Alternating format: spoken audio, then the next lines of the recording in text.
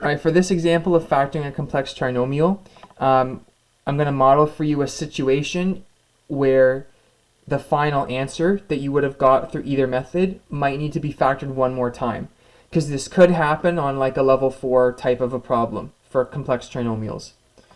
No matter what you're doing though, the first step is always identifying the values of a, b, and c. So negative 6 is a, negative 16 is b, and then positive 6 is c. Once we have that, then we're going to set up our baseball diamond here, use the AC method plus grouping. The b value is negative 16, and then a times c, which will be negative 6 times 6, that will be negative 36. We have to find two numbers that will multiply together to give you negative 36, and then add together to give you negative 16. So pause the video, think about what those two numbers could be.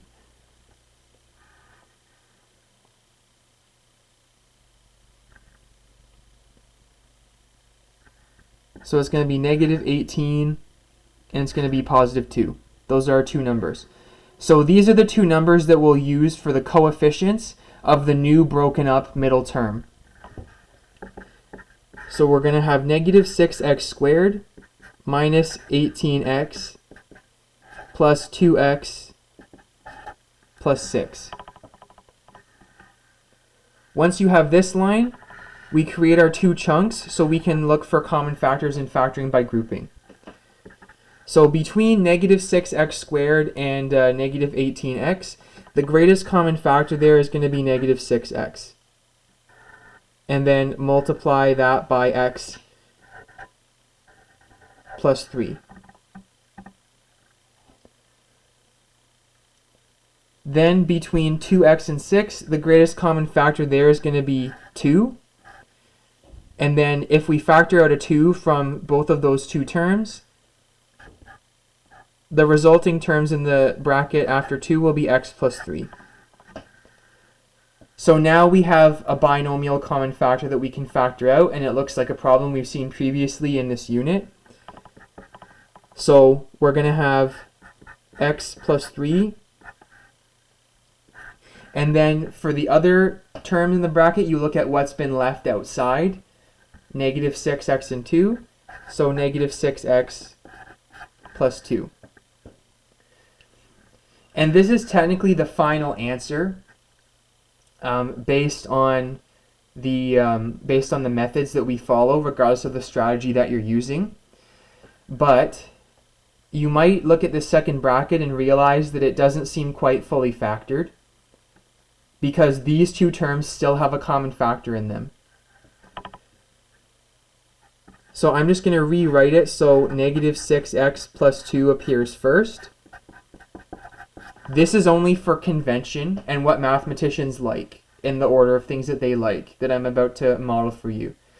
So we have negative 6x plus 2. Between these two terms, they actually have a common factor of 2. So the number 2 can be factored out.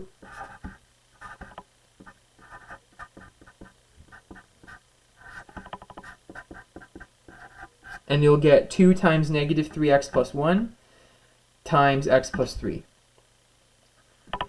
So this here is not incorrect. Like if you get this as an answer, you aren't wrong.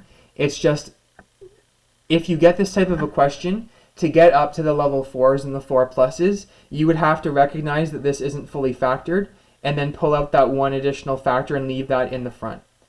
So this, we have seen expand and simplify problems that do look like this, where you had to decide, okay, maybe expand the number in first to the first set of brackets and then do the second expansion. It's the same idea here, since factoring is just the opposite of expansion. So this at the bottom is the ultimate final form of the answer to that problem. This isn't wrong. This is still correct and maybe enough to get like a 3 plus or 4 minus. But if we're looking to really maximize our success, you have to be able to recognize an additional common factor in those brackets. And this also happens with the slide and divide. So if you're choosing the slide and divide strategy,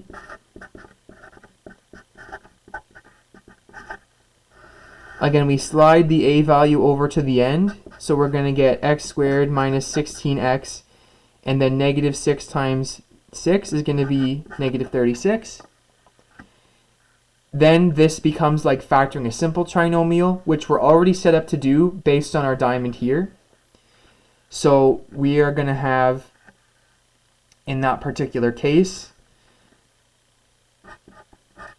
x minus 18 times x plus 2. And then since a is negative 6, this is where the divide comes in. You have to divide each of the numbers in these brackets by negative 6. Numbers only, not the x term. So you're going to get x minus 18 divided by negative 6 times x plus 2 divided by negative 6.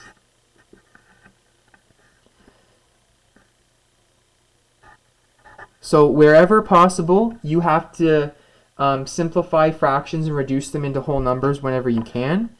So in this case, you're going to get x plus 3.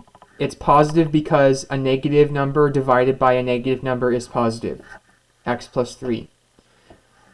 And then here, we're still going to have x, and then we're going to subtract 2/6.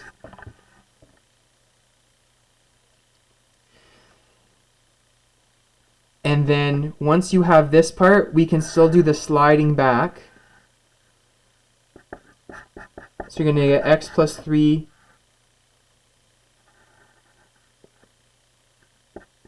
times negative 6x plus 2. Again, this is negative because, maybe I'll show it this way. So because we were adding the 2 here, but since a was a negative 6, it slides back out in front of the x, and you get negative 6x plus 2. This has the same issue as over here, though, where we want to factor out a 2 because there is a common factor with that set of brackets. So it's going to be 2 times negative 3x plus 1 times x plus 3. And that's like our full, this is not wrong. This is like the level 4 and 4 plus answer if you recognize that additional common factor to be factored out.